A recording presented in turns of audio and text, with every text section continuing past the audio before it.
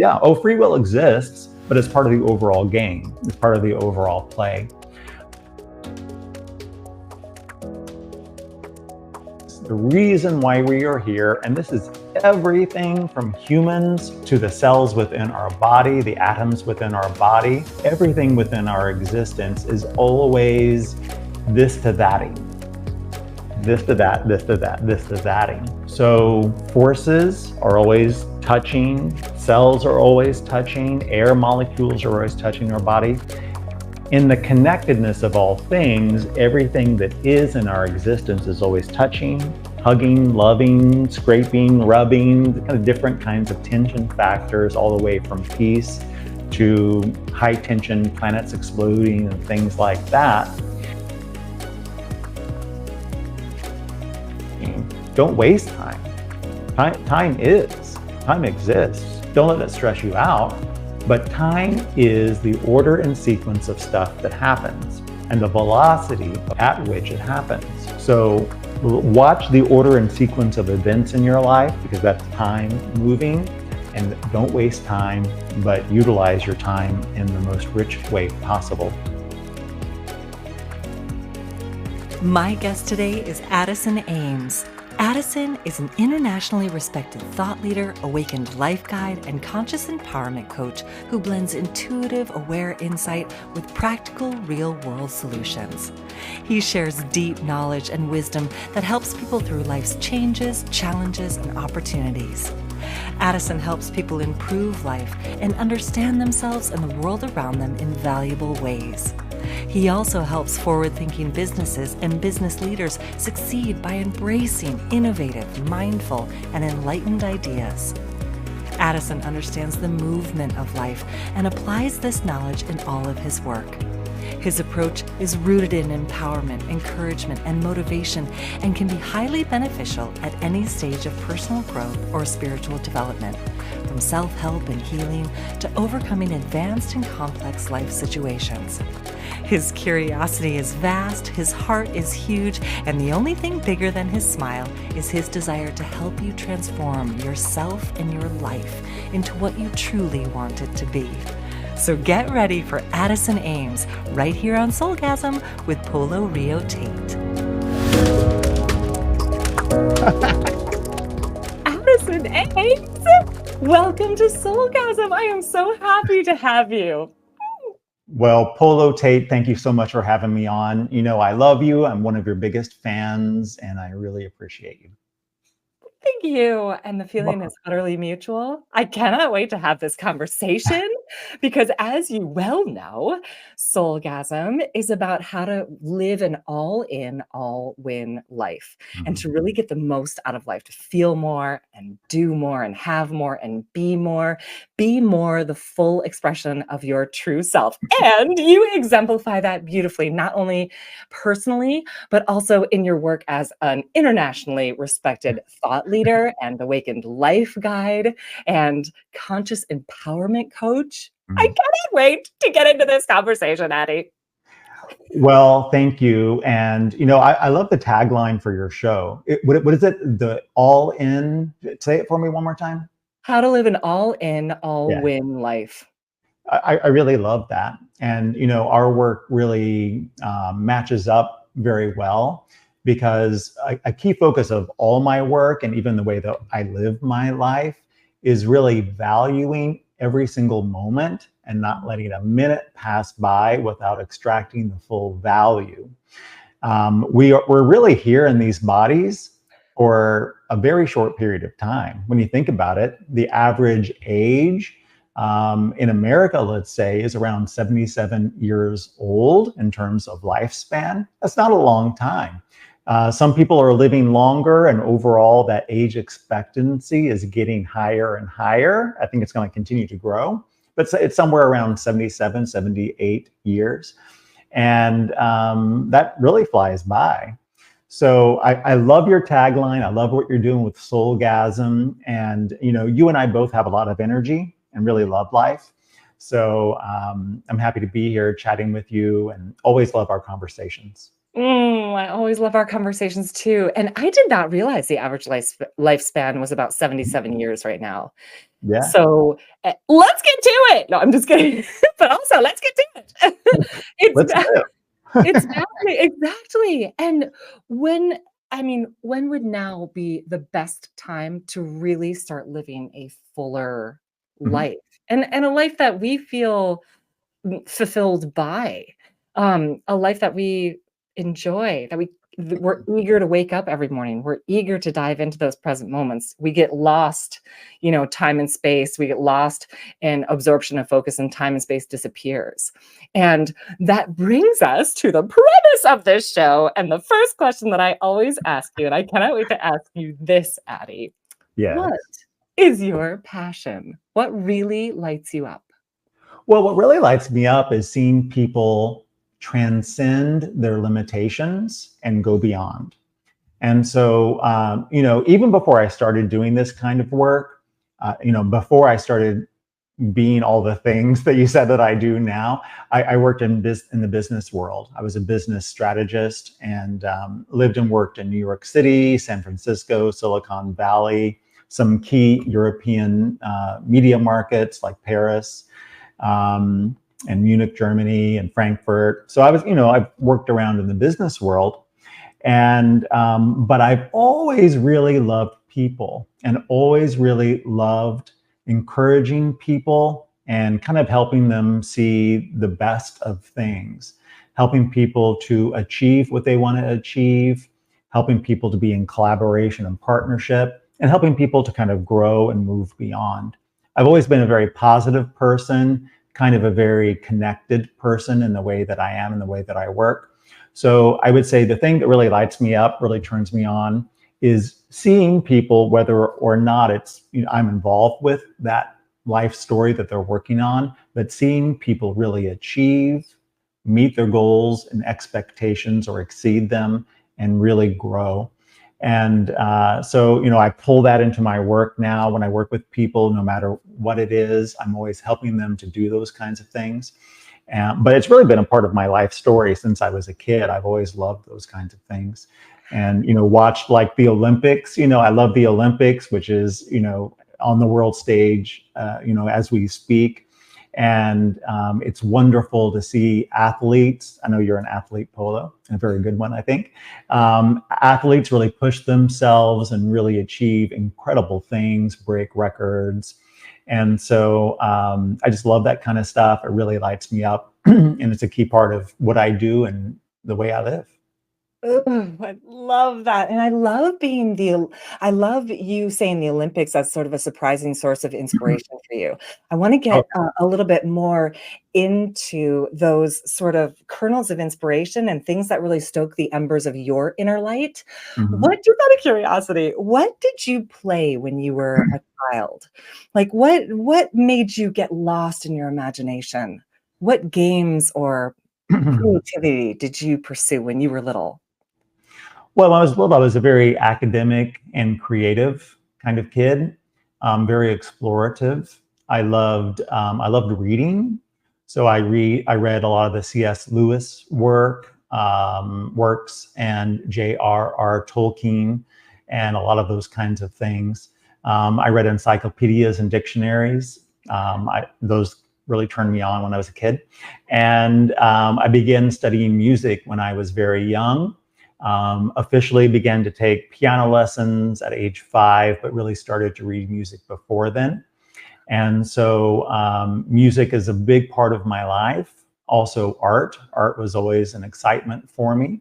I'm a big fan of Vasily Kandinsky, a Russian modernist and contemporary artist.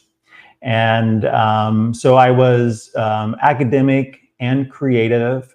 I always loved music theory. And so one of the dictionaries I read was a dictionary of music theory when I was a little kid. Did you ever read the Choose Your Own Adventure Oh books? my God, I Yeah, love Choose Your Own Adventure. I And I love those. also read the dictionary, but my favorite dictionary was the science dictionary. Yeah. Oh boy, we are both mega nerds, and it's lovely.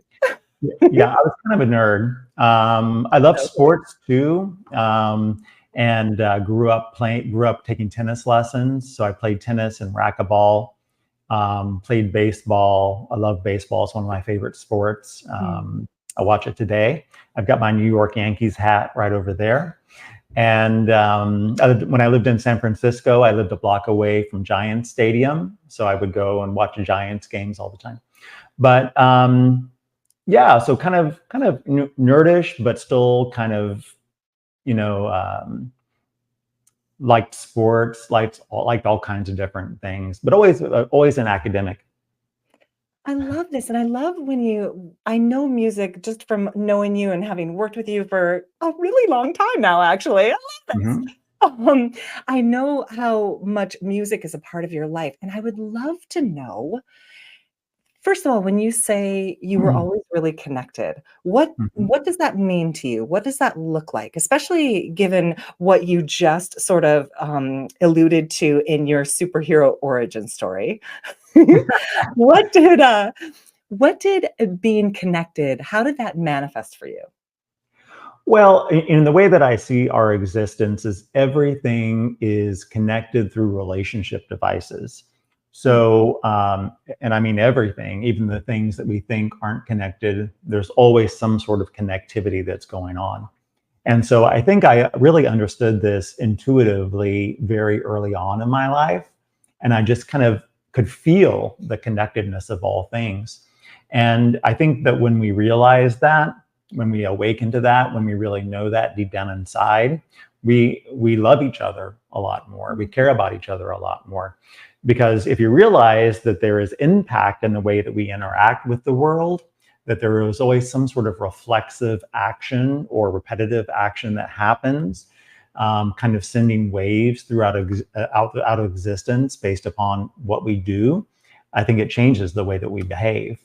So, I've always had that attitude and always felt just intuitively like we're all part of the same kind of experience. And the more that we realize we're in a shared experience and contribute in the highest and best ways, the more that we are better, but it also improves humanity and the world that we live in.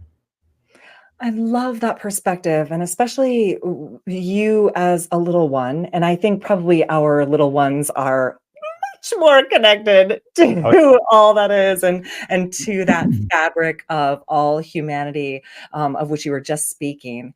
I I'm I love you bringing this up because it is often those of us who feel sensitive and who especially are sensitive and aware that they're sensitive as little ones, sometimes if we're empathic, all of us, all humans are empathic, but if we really are empaths, some people are more sensitive to others or more aware of their sensitivity than others. Did you feel, sometimes we feel like a banana without a peel. Sometimes we feel like we're walking around this world or a turtle without a shell, just sort of bruisable, especially when you can see and you can feel mhm. what other people are going through and sort of that connectivity. And Mhm. we were having our first episode was with Riz Mirza and Lady O, his beautiful empathic wife. And we broached the Oh, subject of, yeah, great. awesome. Mhm. And we broached the subject of your sensitivity is your strength. And I have had conversations with him talking about the fact where sort of the first echelon of becoming aware that you are an empath is you do feel sort of the weight of the world. And when Mhm. you're in big crowds, you feel people's pain and the dynamic full range of human emotions that people are going through. And it can be a lot. It can be a lot. And as you move through in the connectivity that you were talking about, Mhm. then there is that portal through those strings that beautifully weave us together. There is that portal to really seeing also the beauty in the world and all of the good and all of the joy and all of the positivity. So my question to you is, did you have a time where you had to sort of move through that threshold and recognize not only when you started feeling the weight of the world, but then what your process was, or if you encountered having to sort of move through that threshold to feel the joy and the good and the ecstasy that also weaves us together? Yeah, beautiful thoughts. And I saw the first episode, and it was great. I love what you're doing with the show. I really have enjoyed all the episodes you've done so far, and I'm sure the ones to come. So good work. Thank you, including this one. I really applaud it. It's a lot of fun. So, I was a sensitive kid, in the ways that I described, and, went through a number of phases. The way our lives are built and the way that I see it is we're cyclic beings. We go through cycles and cycles and cycles. And so does our existence. Just like on Earth, we go through spring, summer, fall, those kind of cycles of life, youth, middle age, advanced age, whatever words you want to call those things, more mature. But it's cycles that are all repeated. So I think I went through a lot of cycles that are part of the archetype of kind of the aware person, the sensitive person. And so I've never really been an empath. I could have been. But when I felt that coming on, even though I definitely feel the connectedness of all things, I am a person with very good boundaries. So boundaries are very important to me, very central to my own personal life experience. And so I am not an empath now. I do work with empaths, and I'm not going to be an empath because I don't need that in my life experience. I have very good, healthy boundaries. I understand people. I can be sympathetic, I can be compassionate and loving, but I manage my own life. And so I'm responsible for my own life, and that's really what I focus on. So, some empaths that I work with are really trying to get to that kind of understanding, because it can be like you're taking on the weight of the whole world. For a moment in my existence, I felt a little bit like that, and kind of chose to go a slightly different route because it doesn't really work for me. I'm a big believer in empowerment, and I work with people with empowerment coaching and lots of different kinds of empowerment teachings. And I think when we are whole, when we are complete, when we're solid in our personal understandings, we have good boundaries that respect other people's boundaries as well. We can understand what they're going through, but we don't need to be empathic. That's when we can be in our greatest power and our greatest strength. So in the way that I live, I don't need to take on the weight of the whole world. That doesn't do me any good. It doesn't do the world any good. Now, I can help and contribute to the world, which is what I do every day, by sending out as much kindness, goodness, support, acknowledgement. Polo, I acknowledge you. I see you. You're a wonderful person. Find the best in others and leave the world a bit better, whether by a garden patch, a redeemed social condition, or whatever it may be, so that we embetter ourselves and we embetter the world. And I really think that's what's happening in our world. And I'd love to hear what you think about this. But I think humanity is getting better and better, kinder and nicer and wiser. What do you think? Ooh, I love that perspective, because I think it is antithetical to what many people are feeling right now, which is that it is sort of the ire of the country, the ire of the nation, the ire of the world is sort of becoming inflamed, and we're seeing absurdity in the news, and we're seeing absurdity, different places. And I think people are nervous as to where humanity is headed. And I've heard you speak so eloquently about where we are headed as humankind, as the world. And I know that it's a massive concern for some people right now. So I would love to hear your thoughts about where you see our future and sort of the dawn of something new. Mm-hmm. Well, definitely. And thank you for that question. It's one of the things that I'm pretty passionate about. So kind of in the work that I have done in my life, I've gotten to a place where I understand the movement of life. And really, as I said earlier, we're all connected through relationship devices. So we live in a big algorithm. We live in a big data set that's all this to that, this to that, this to that, a big logic chain. And in that, you can kind of understand the overall trajectory of what's going on here. You can kind of have a preemptive understanding of how to behave and how to act. And so as I look at kind of the overall movement of life, the algorithm of life, the data set of life, and what's being played out on the world stage and even down to the personal level, what's happening is greater complexity in humanity, which is reflected in what we talked about. Once we really kind of understand that we're all connected and see the impact of our actions, which is what's happening right now. I don't know if you see that or not, but you see environmentalists, you see people saying, hey, let's not dump stuff in rivers and lakes and oceans. Let's watch those big stations drilling for petroleum out there in the ocean and make sure they're not breaking down and ruining the Gulf of Mexico or whatever it may be. Let's be kinder and nicer to each other because it has impact. Negative world systems are breaking down. This is what I see, believe it or not. And countries and governments are actually becoming kinder and nicer. This is what's happening, even though I know some people say, I don't know if I see that, but stay with it. Some things have to get worse before they break down. But if you look at the overall movement and algorithm of life, the complexity is building so that we want to be nicer and kinder to each other. So in that, as we kind of rise through levels of knowledge and understand different factors of existence, we are moving to a more collaborative atmosphere.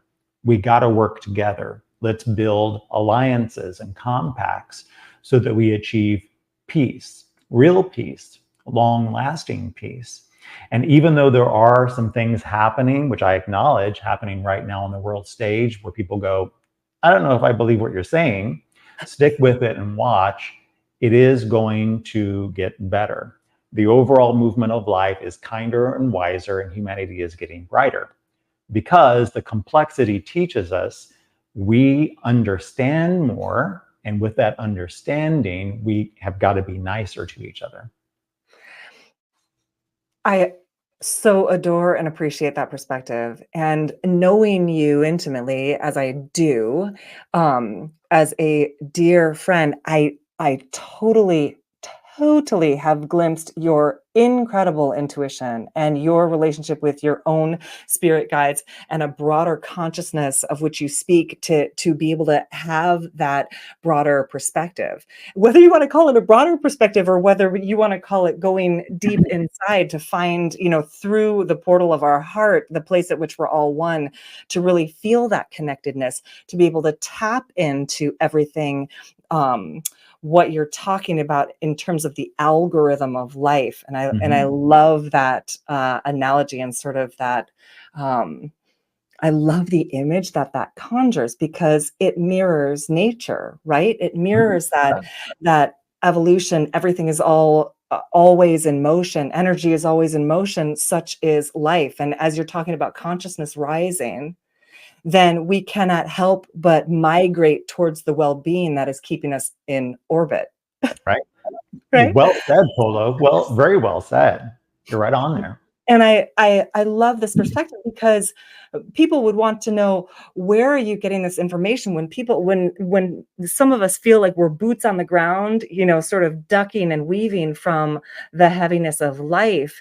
It's hard sometimes to get that broader perspective. And it takes people like light bearers, like yourself, people who do have glimpsed that broader perspective, who have practiced and processed that enough that they live in that perspective and can relay it to us so that we can remember that all is well, that everything is moving towards peace and kindness.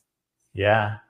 Well, thank you for those kind words. And I appreciate our friendship. For those watching, Polo is, I kind of send back all the beautiful things that she said about me. I say those things to her too. She's a wonderfully beautiful person, enlightened soul, and love you dearly.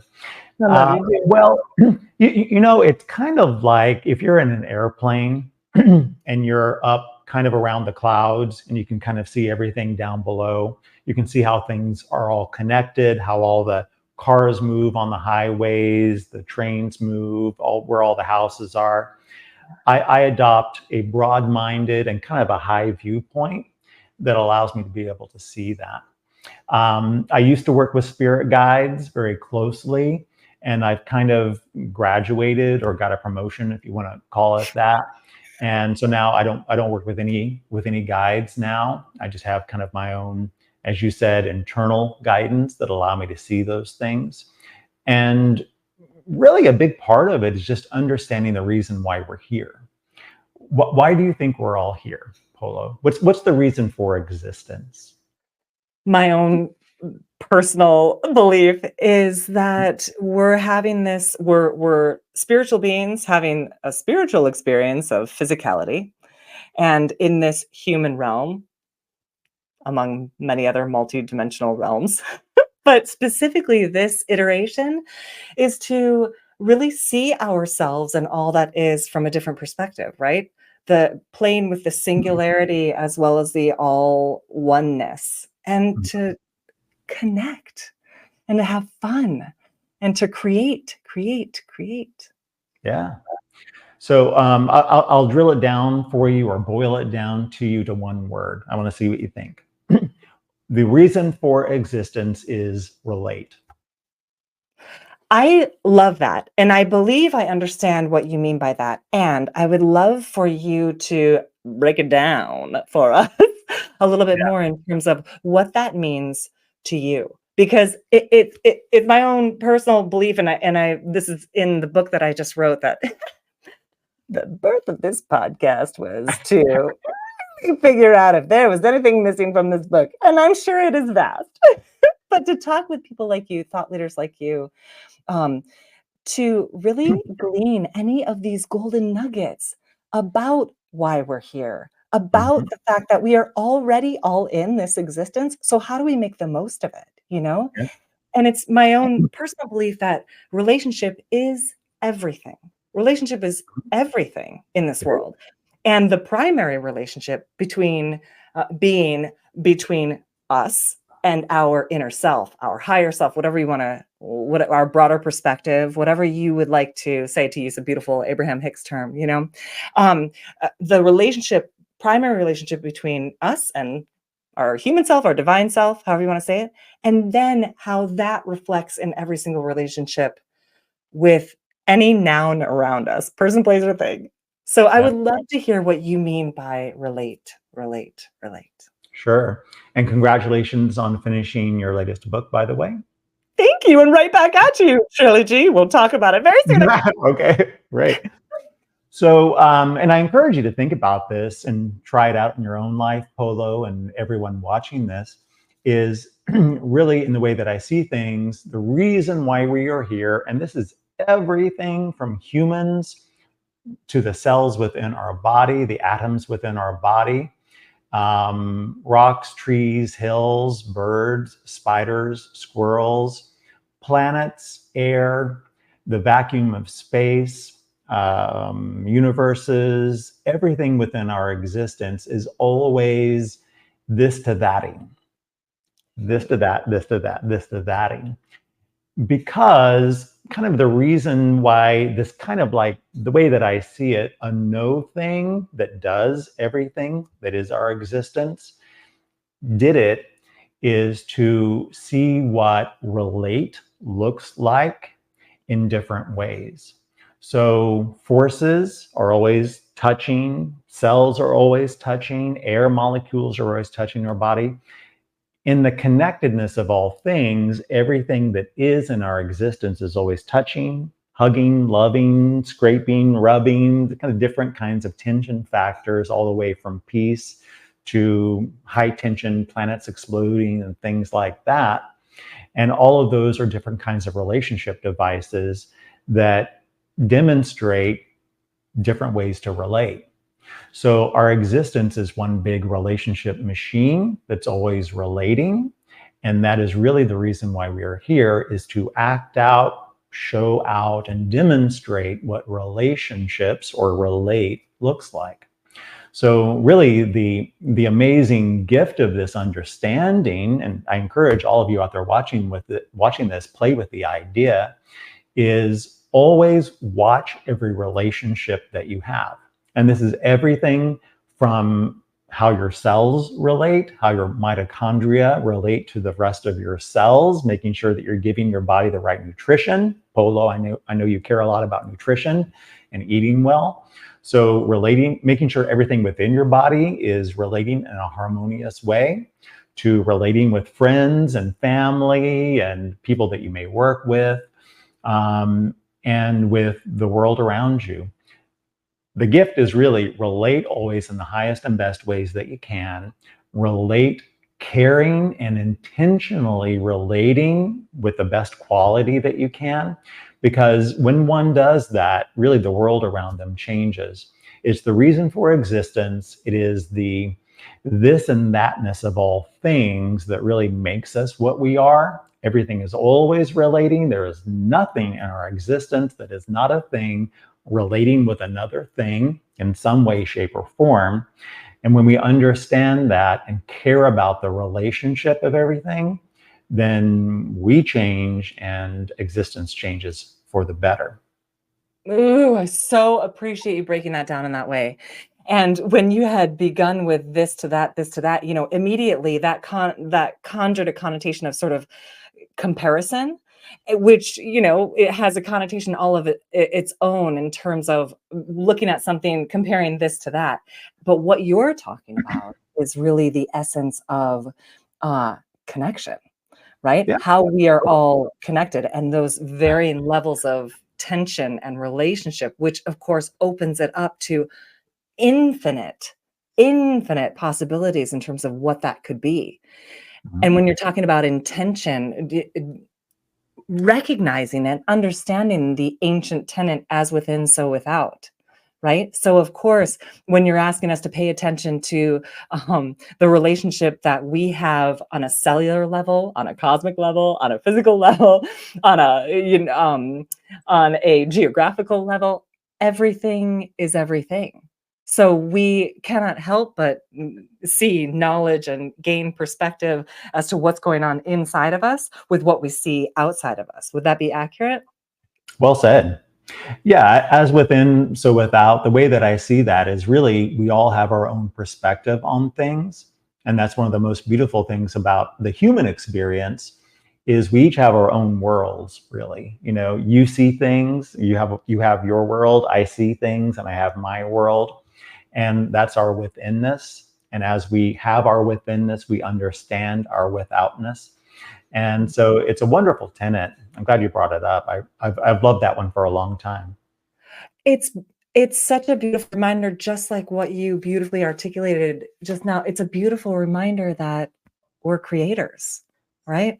We are creating our worlds. I'm creating my world, you're creating your world, and then we relate to one another within those perspectives, using those perspectives.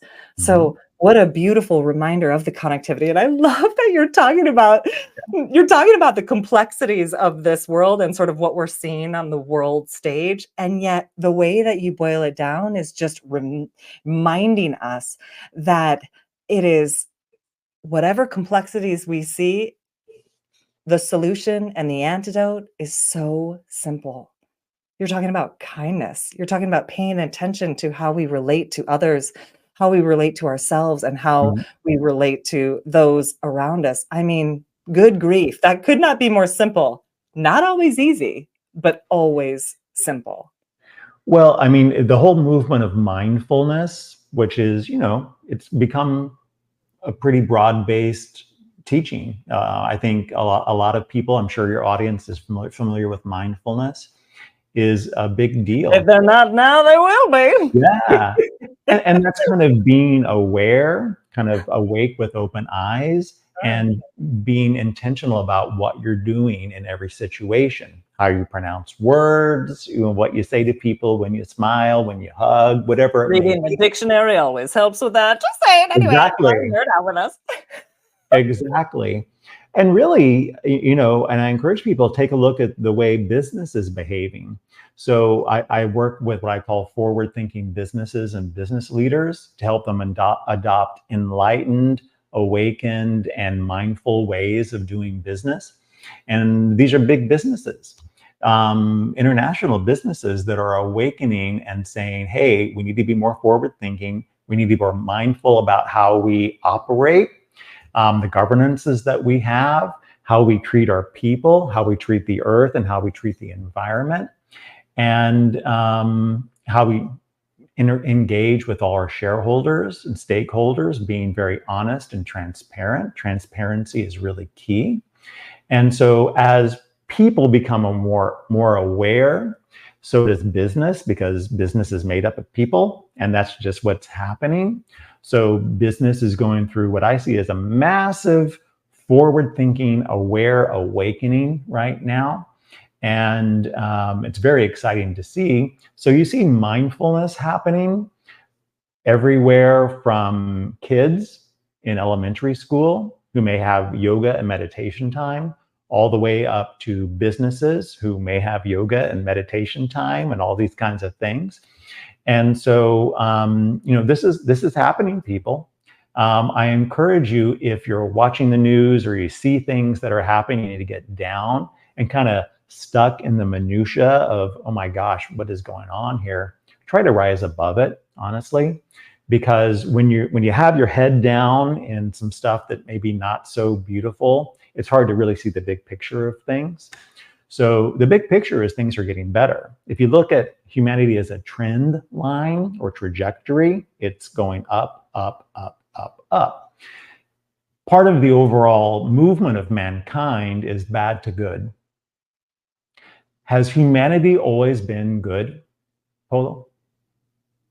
I would say that's completely dependent on what you focus upon. We vote with our attention, right? Where focus goes, energy flows. So humanity has not always been good. Humanity started off very simple and not very nice at all. Look back through the history books. There was a time where people would much rather kill you than be nice to you. And average life expectancy was 20 years old. So we've gone from life expectancy of 20 years to 77 years, mainly because we've become nicer and better and kinder. So the overall trajectory of humanity is bad to good, simple to complex. What do you think? I don't know. I may challenge you on that. Go ahead. I may challenge you on using blanket terms like bad to good. I think there's probably always an evolution and a migration towards well-being, because that's our true nature. Mm-hmm. But wouldn't I don't know, you said that and it bubbled up in me that war has always been and probably will always be. There will always be a faction of society that feels like that maybe is not so connected in their choices to who they truly are, is Mm-hmm. not connected to the connection that we have with everyone and everything, is unaware that what's going on inside of us is mirrored outside of us in every single interaction that we have, that we choose to have. I don't know. It feels like, of course, we had violent civilizations and we've had these cycles, to use your terminology, of just massive war and destruction and unkindness. That's what I'm Meanness. talking about. Yeah. Bad to good. Violence. Yeah. Which means people were very mean, and really murder was commonplace. So humanity, in the way that they think, has gone really to I'd rather kill you than look at you, all the way. I mean, look at human history throughout time. It's very simple, very mean. And throughout the years and years, and really, we hit a major turning point around 1900 on the world stage, and that's where the industrial age was happening. Printing presses were happening, news sharing, information sharing was happening around the world. And when that complexity started to happen, humanity really began to get nicer. So it really, when it comes to like real nice communities and communities that really care, it really only started about 1900, around the whole age of information, et cetera, et cetera.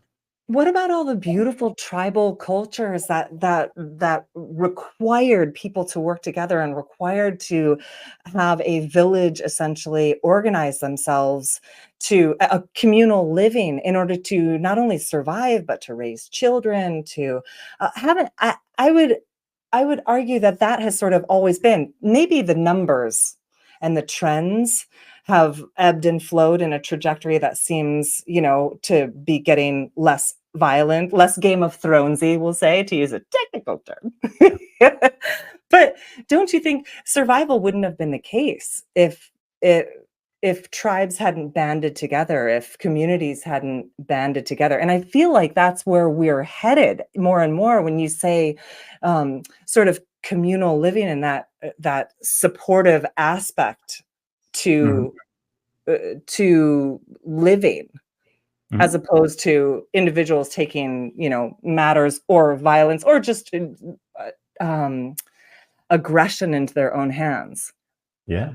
Well, I think there's always been the village culture, which has been wonderful. But I mean, like you said, it's really been wars, wars, wars.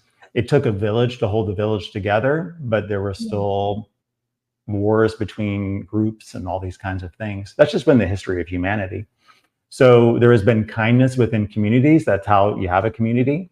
But when it comes to really countries like what you see now that get along in these ways and build environmental contracts and alliances together, this is a very new thing that really has only started in the last century. So we're at a whole new evolutionary stage of worldwide kindness.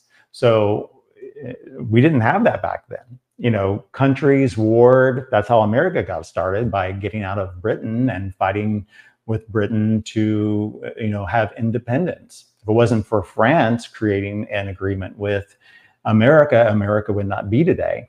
But so you had kind of these alliances happening, but not like you see today. So um, in these global kinds of hugs and love, really what you see is a whole new way of living that is based on let's all get along and collaborate. So we're moving from competitive, competitive, competitive. That's really what happened. Even villagers, competitive, competitive, to hey, we're all here. We understand each other, and we kind of see the connectedness of everything. So we've got to collaborate in order for us all to win. It's so encouraging that international businesses are coming to thought leaders like yourself for guidance, Mhm. for really to to move the needle in terms of all of these friendlier actions, friendlier decisions, friendlier cultures, to be created within their company and to ripple out into the world. And it's really exciting that you are at the forefront of this, helping guide and sort of steer the ship to something new and more collaborative and more supportive as opposed to competitive. So when a business comes to you, what types of things do you help them tweak, or what types of things do they want to change, or do they even know what they want to change? That's a great question. Well, I generally work with the top leadership, so CEO, CFO, COO, sometimes the board, and kind of in that strata of the business of the organization. And you know, a big thing that I see, and I think you see this too, because you're also kind of a mentor for leaders too, aren't you, Polo? I do. I Yeah. am. So what I God see, help them. and tell me if you see this, because I think it's very encouraging, is these leaders are looking for insightful and helpful mirrors. Hmm. So it used to be that, you know, CEOs, top leadership would kind of act in a vacuum. It was very us and them. And now they're much more caring, compassionate, and they want to hear from different mirrors. How am I doing? How am I behaving? How am I seeing? How do my employees see me? What do I need to do? How can I work on my personal profile? How can I engage with people more? How do I look in the media? How's my writing? What do my people need? Where do we need to go? What's my strategy for growth that really is not only good for the numbers, but also right for the world and my people? So they want to bounce ideas off of me and people like you. And they want to, like a mirror, they want to see how they're doing, understand different perspectives. Because again, as we understand more complexity, we're seeing all the beautiful aspects of existence. And so leaders now want to see more aspects of things. And so the best way they can do that is by human mirrors that can give them different viewpoints and insights that ultimately can help them make the best decisions possible. Here's another fun thing that I'm seeing is that business leaders and really all kinds of leaders are really focusing more on the decisions that they make. And they're not making decisions just based on the numbers, although that is a part of it. Businesses are there to make money, but they are also looking at other factors in their decision-making environment. So they need to bring on people who understand different aspects of life, the movement of life, and then they take that in and they make very smart and measured decisions. Because really what humanity is awakening to is realizing that decisions are very powerful things, very spiritual things, very aware things. And the more that we really give that very deep, intentional relationship to the decisions that we make, our life changes. So business leaders are seeing that. They're taking longer to make decisions because when we give more time to things, the decision quality is better. And business leaders are realizing that. And so, they bring me on, and sometimes some other mirrors, some other kind of advocates and people who can give them insights. And they go, okay, thank you. That's great. That really helps me. Okay, thank you. That's really great. That helps me. Okay, thank you. That's really great. That helps me. And then they go through their own process to reach a decision or make change. And when business leaders do that, there's a lot more rich decisions that come from that, and that really changes the way that they behave and the way the business acts in the communities that they serve. I love you starting off with the notion that people make up business. So businesses are made of people. And whenever there are people involved, there is potential. There's potential for change and for growth. There's potential for negative things too. But there is a vast and infinite positive potential that exists within each element, each one of those people that make up a business. And I love you highlighting the fact that the C-suite executives and those who make decisions for a company, the board, all of those people who sort of steer the ship are open and willing and recognizing the humanity in their decision making. And it just helps me personally look at and remember the fact that it doesn't matter what industry, it doesn't matter what organization, institution, it doesn't matter what the thing is. At the basis of it are people. So it always has potential for positive growth. It always has potential for introspection and change. It always has potential.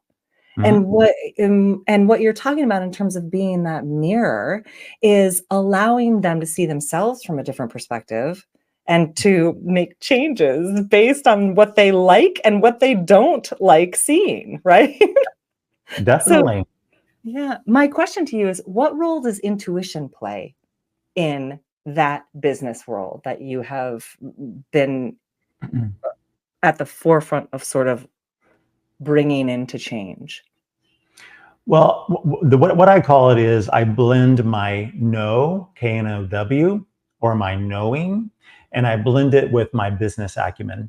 As I mentioned, I have a background in international business and understand it quite well.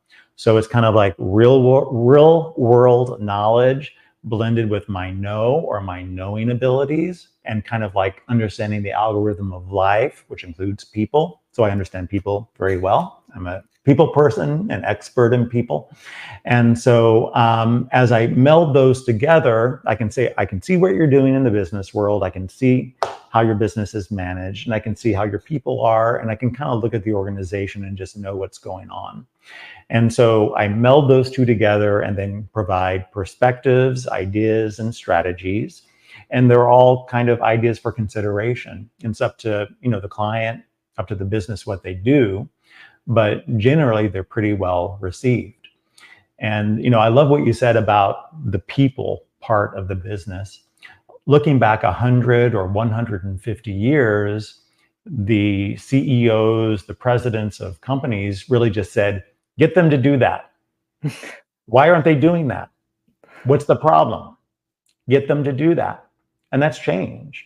So, I've worked with a number of different industries, like you mentioned. I believe I've had a boss or two like that, by the way. Yeah. Anyway, I'm sure people know the attitude. Us and them, get them to do it. What's the problem?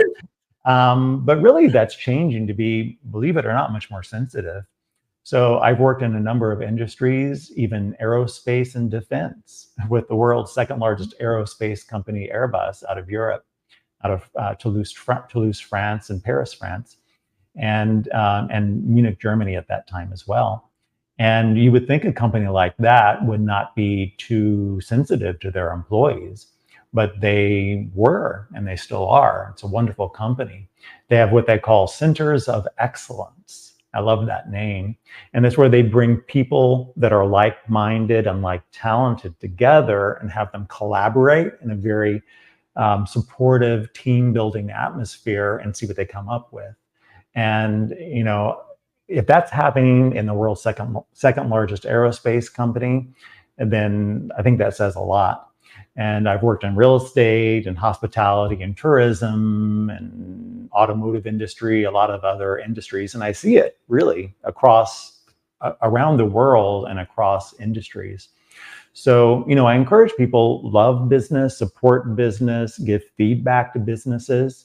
Businesses love feedback. So always give good, constructive feedback, even if it's tough, some tough love to help business continue to transform.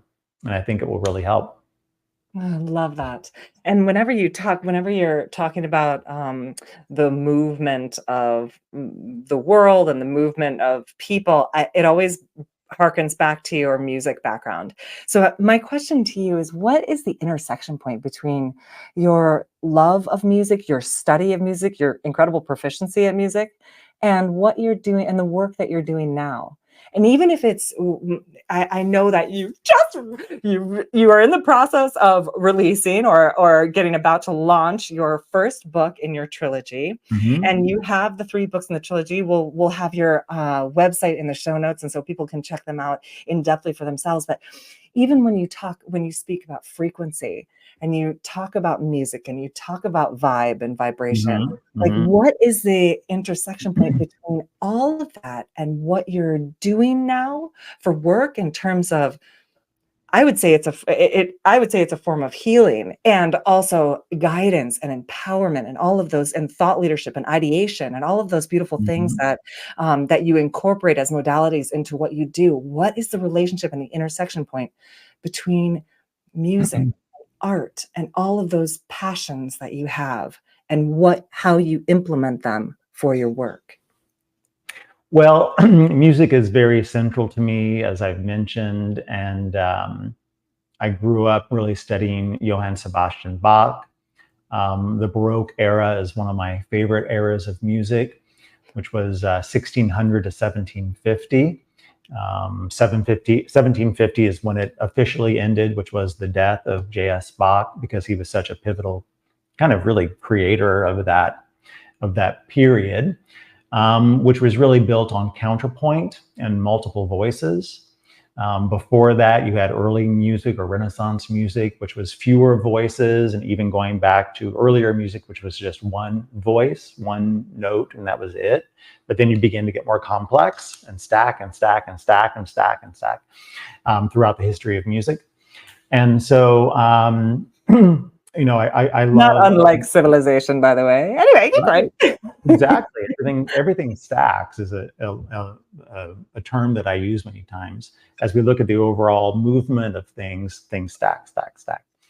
So, so I'm a big fan of Bach. Also, more contemporary music like Sergei Prokofiev, a wonderful Russian composer, who is kind of the father of chromaticism, which is the movement by half tones, and atonal music like Arnold Schoenberg, where it's hard to find the tonal center in music. You know, you listen to popular music, you go, oh yeah, well that's the primary chord. You know, there's 4 chords or 5 chords, and you go back to 1, and that's the primary chord.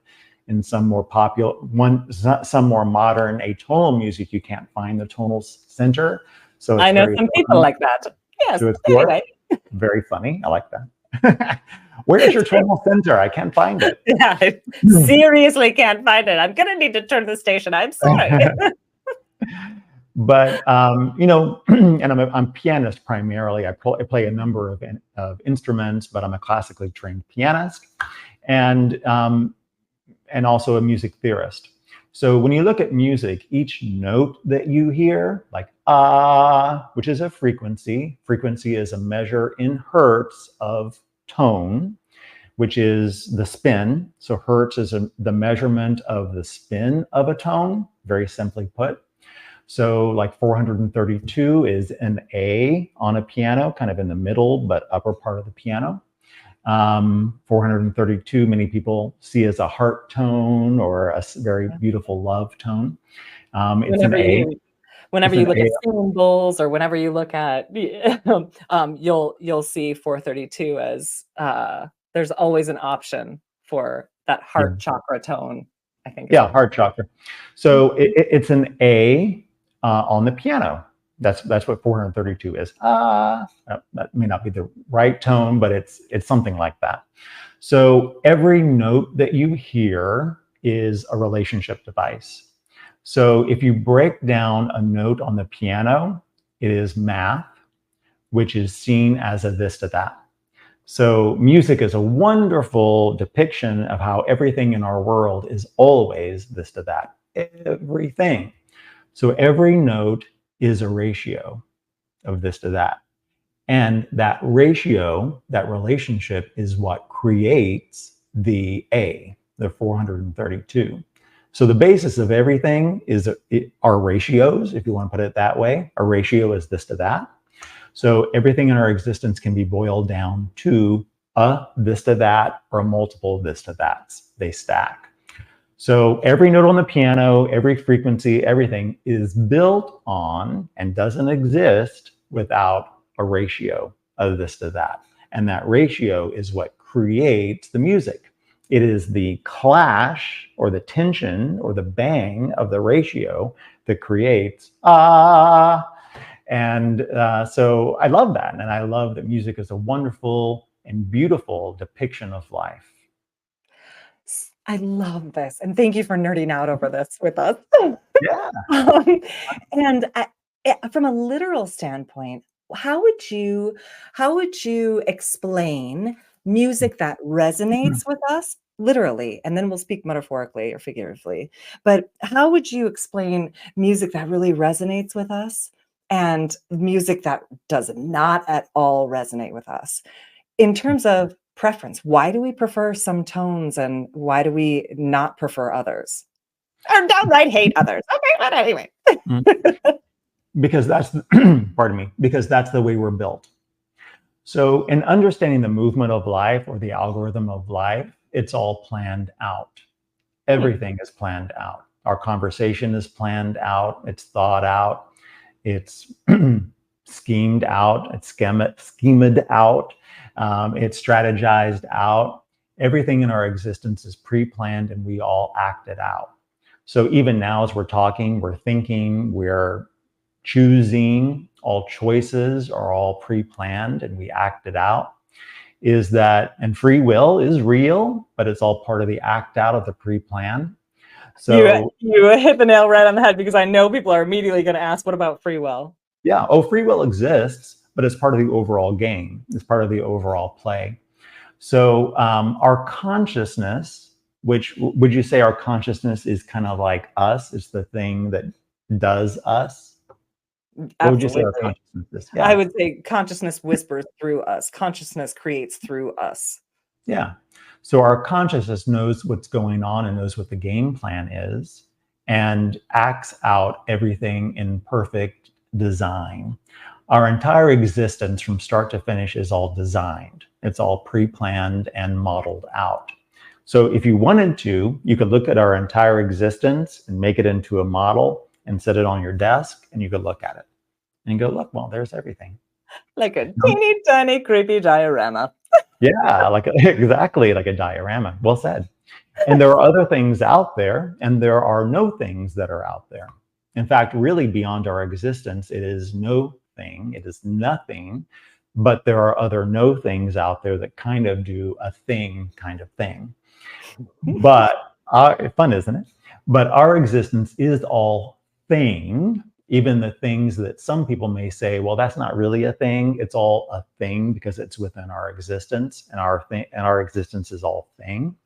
And it's all consciousness, which are all relationship devices that are already done, pre-planned out. And as consciousness plays through us, as life lives beautifully through us, it is all part of the overall architecture of our existence. That's why many people talk about perfect timing, like things happen in perfect timing, or synchronicities. Those are kind of winks from the universe, if you will, that everything is already kind of designed. We live in a big architecture. And just like if you're going to build a house, you've got a blueprint, like a master plan, and you build the house to plan, perfectly to plan. It's kind of like there's a big blueprint for existence, and we are all here building the house in the lives that we live and making things fit perfectly together. What do you think? So I appreciate this perspective, and within that, I can't imagine. I can imagine some people listening to this will be like, "Well, if everything is already planned out, then what's the point?" You know, if everything is already done, if everything is already sort of Mhm. done in this diorama, and we're sitting at our desk and we're looking at it, Mhm. what is the point of all creation and everything in existence and everything not in existence, which by nature, how we've defined it, is in existence, right? So, Right. so what would you say? What would you say to that? To live. So live is to act out the architecture. It's an incredible design of really, again, because this is really the way that I see it, from kind of dark, simple, kind of bad, to really good, enlightened, awakened, and quite collaborative. Pretty cool, actually, is that we act out this master plan. And you can forget about the model. You can take it off of your desk, because if you sit and look at the model all day long, you're not really living life. We all have to live. I mean, that's why I talked about empowerment coaching, making decisions, having good boundaries, living every minute of life to the fullest, because that's the movement of humanity, is realizing that life comes and goes, and we've got to savor every moment. So live, live, live. One of my favorite movies is Auntie Mame with Rosalind Russell. And have you seen that movie, Polo? I actually have never seen Auntie Mame. It's a My mother great would be so movie. disappointed hearing this. I'm going to give you something to do in your spare time, and that's look up Auntie Mame with Rosalind Russell. She's an amazing actress. And the movie starts off with her saying to her nephew, Patrick Dennis, live, live, live. Most of life is a banquet, and most poor sons of bitches are starving to death. Live, live, live. Life is a banquet, and most poor sons of bitches are starving to death. So really, that's my advice. Live, live, live. Because that's the movement of life. That's a movement of humanity. So you can know in the background, if you want to, you don't have to believe this, but if you want to say, okay, everything is pre-planned, you're still acting out free will. You're still saying, hey, I want to talk to Polo, or I got to go to the bathroom. I got to go over here. I got to do that. I've got to go to the Often grocery those two store. things are together. Why is that? That's weird. Okay. Yeah. We're always choosing. We're always deciding. I'm a big teacher and believer in choosing in the best ways possible. Take time, make your decisions. They're highly spiritual, highly important things. And so it's all the act out, because the consciousness that is us doing all these things is experiencing life in the model, in the architecture of the thing, in this big relationship device. And we enjoy it. Consciousness enjoys those things. So we got to live. And I really encourage everybody watching this, be an extreme sportsman. Go bungee jumping, go hang gliding, jump out of a plane with a parachute, preferably. Play beach volleyball, go do some fun things, do some things out of the ordinary, and really make life the best it can be, because that's the movement of life, and enjoy it the best way that you can. Words of wisdom, provided that everything is safe and you feel good about it and it's a good decision for you in alignment with you. The caveat. And so it makes sense what you're saying in terms of, if all we have is now, if the present moment is really all that exists, then for all of consciousness to exist, both in its completion and also in its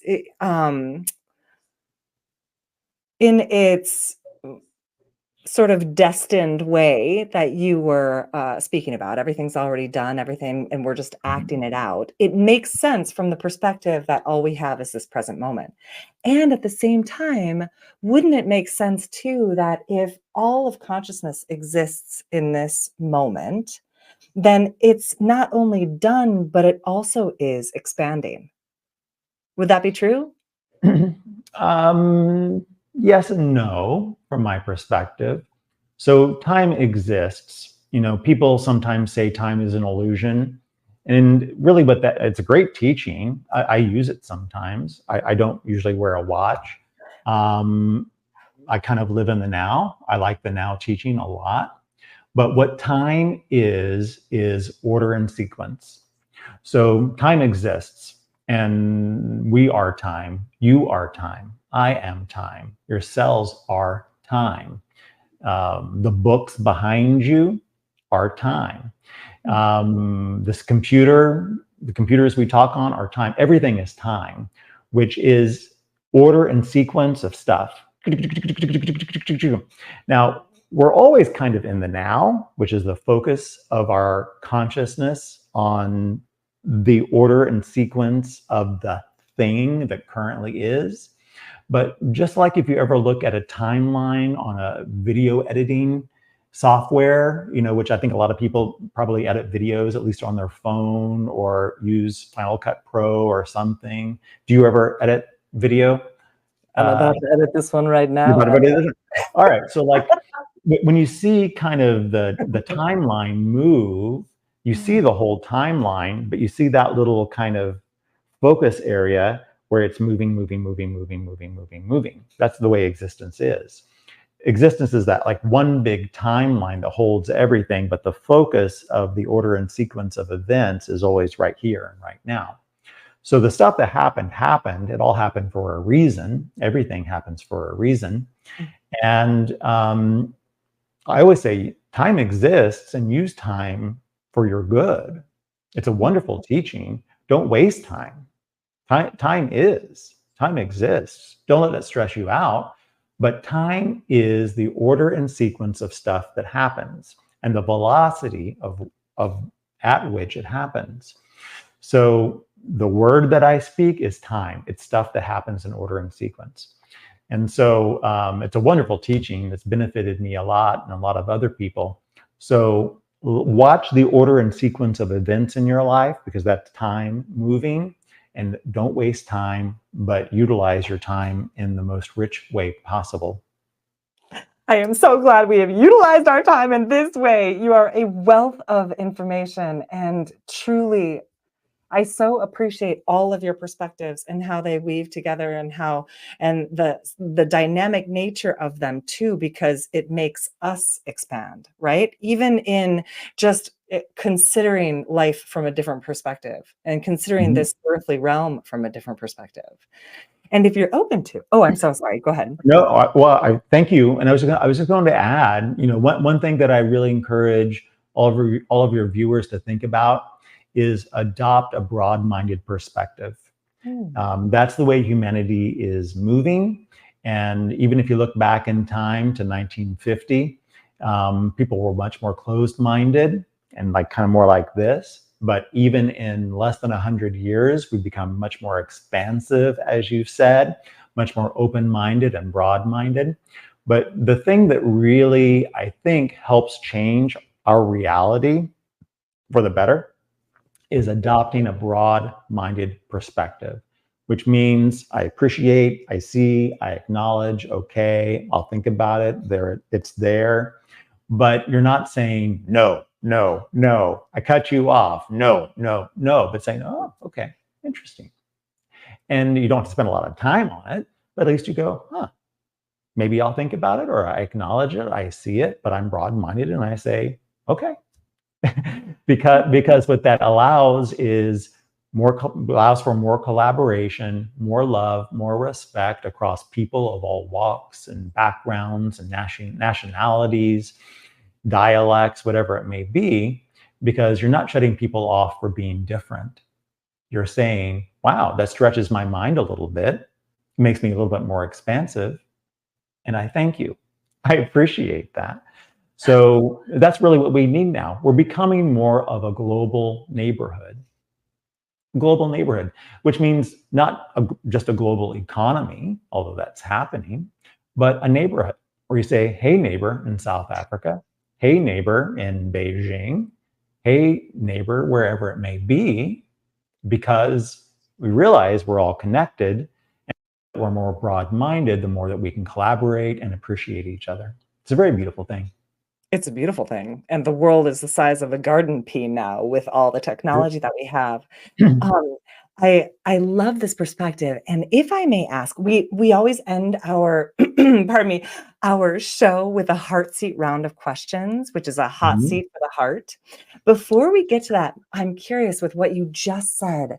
May I ask you, what is the relationship between that broad-mindedness of not saying no and boundaries? What would you say the relationship between those two things are, just for our viewers, and circling back to what you had talked about in terms of your own boundaries? For sure. Well, I mean, to me, I think boundaries are a little bit different than what I'm saying, but generally people don't accept all these different perspectives as their own perspectives. They're all, what I say, they're all just ideas for consideration. So you don't have to accept anything as your own. And that's kind of a boundary, kind of a sovereignty teaching, which means I know who I am and I accept what I want to accept. So I'd say that's very true. But by acknowledging and considering at some degree, but not necessarily accepting, that sovereignty, which is a beautiful teaching, really. We're saying, and sometimes even when you spend a little bit of time on something where you go, I don't know about that, but let me consider it for a little bit. I know I've seen that in my own life. Sometimes you end up going, wow, I'm glad I spent some time with that. I kind of like that. I'm going to spend a little bit more time with that. So, it's up to everyone's own intuition and own guidance about what they decide to accept or not accept. And that's kind of boundaries or sovereignty. But I encourage people not to shut ideas down that may seem new to them, but at least say, I acknowledge, and maybe I'll think about you for a moment, because really they're all, and everything that we experience are all ideas for consideration. You don't have to accept them, but it can be very enriching to at least consider them for a moment. I love that. And in your consideration, you appreciate the fact that somebody is not going to think or feel or move through the world the way that you do. They're not going to believe the same thing that you do. And in that appreciation lies your own choice for sovereignty, which I so appreciate in you. Thank you. Thank you Sure. so much for your just wealth of information and vast insights, Addie. Truly, always, always. Thank you, Polo. I appreciate you. Are you ready for your heart seat round of questions? Okay, explain to me how it works. So the first thing that bubbles up, that's all, whatever Okay. it's a list of 5 questions, and Mhm. whatever bubbles up inside, go for it. Okay, sounds good. Okay. Awesome. So what would you say is your core code? Maybe your top 3 personal values. Hope, dignity, and respect. Ooh, I love that. Fire office. If you think about it, I love it.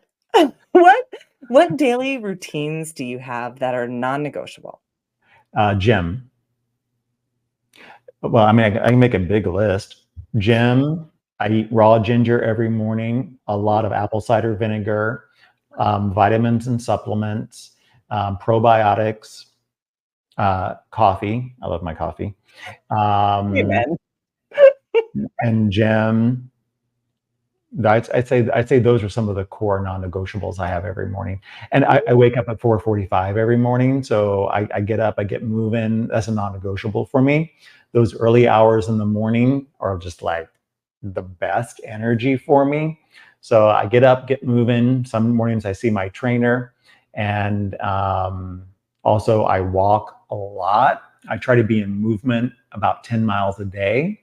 So I need to either kind of walk, run, or jog about 10 miles a day, and that's non-negotiable for me too. Wow. Is that your natural biorhythm that you just wake up at 04:45, or is that something that you mindfully specifically do? Well, I have to put a little bit of mindfulness behind it sometimes. I And like an to. alarm maybe or 2? I do set an alarm, honestly, but I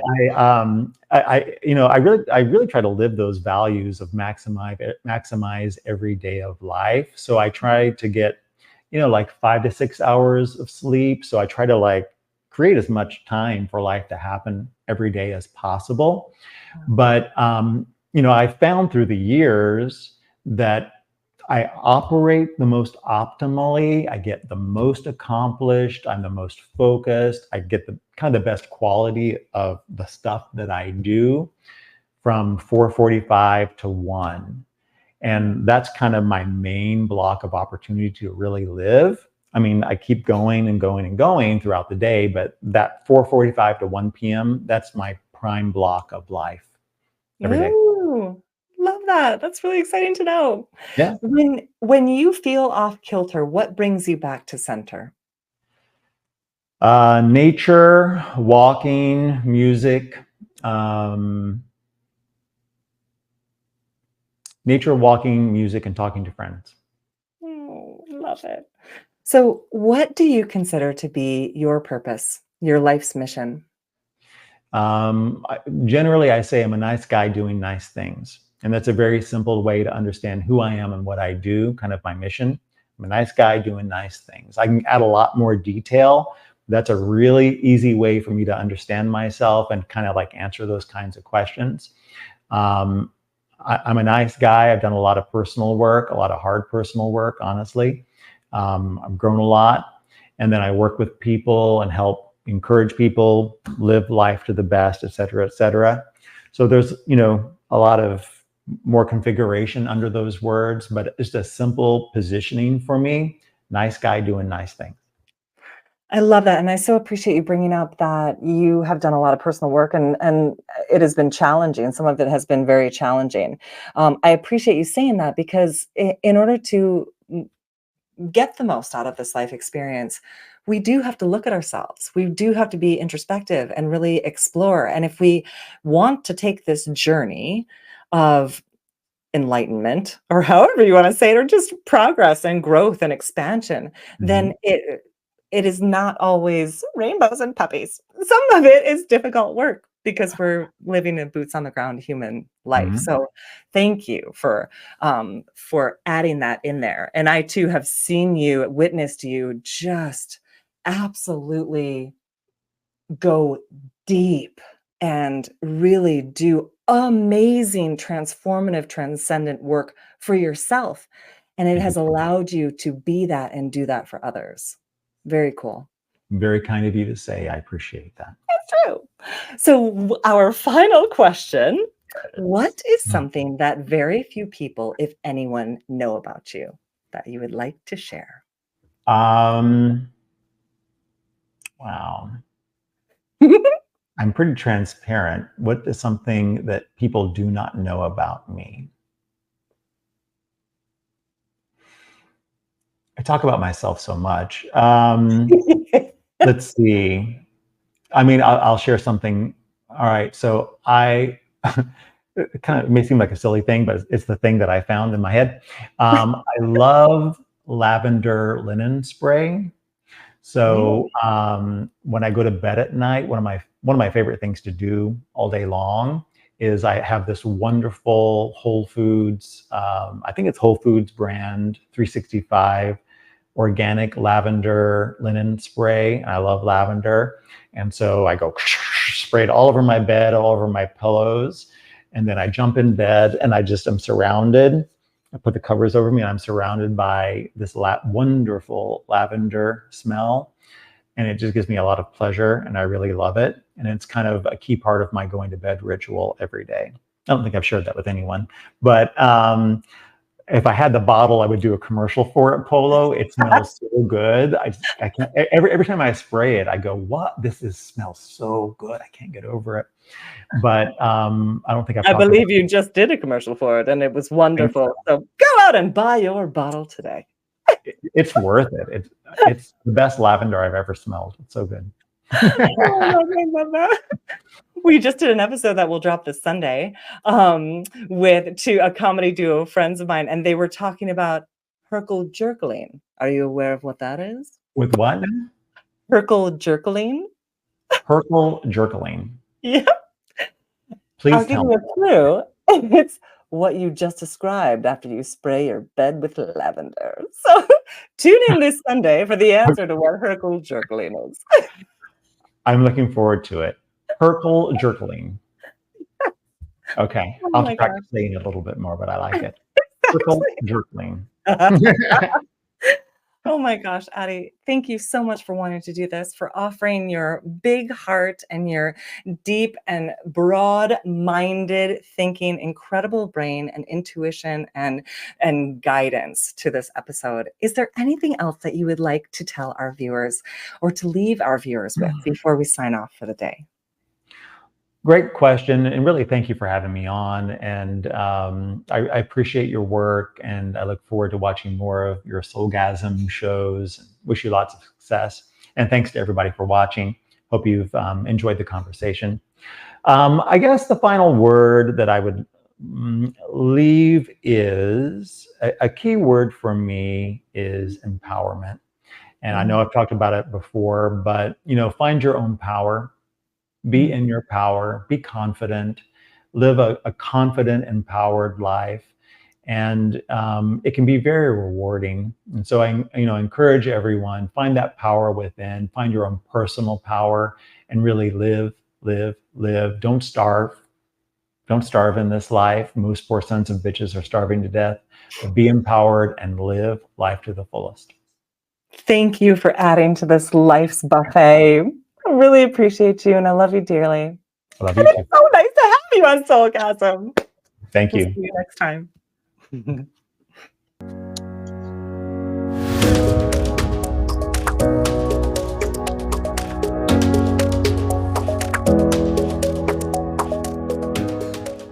All right, are you happy? I am happy. Are you happy? I am.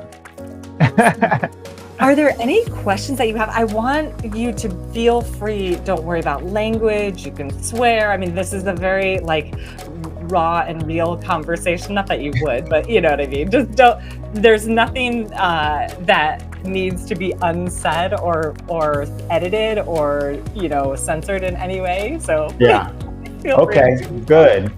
Kind of the attitude I had was it's like just a fun conversation with Polo, and let's see where it goes.